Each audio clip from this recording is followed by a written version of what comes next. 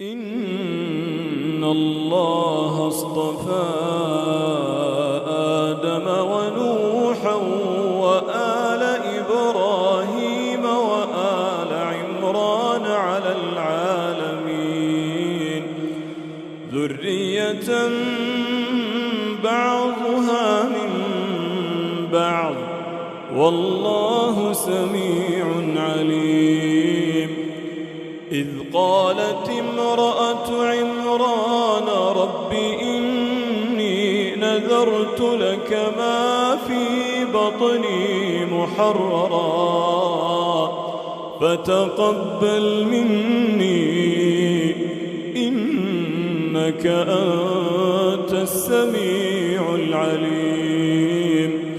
فلما وضعتها قالت رب إني وضعتها أنثى والله أعلم بما وضعت وليس الذكر كالأنثى وإني سميتها مريم وإني أعيذها بك وذريتها من الشيطان الرجيم. فتقبلها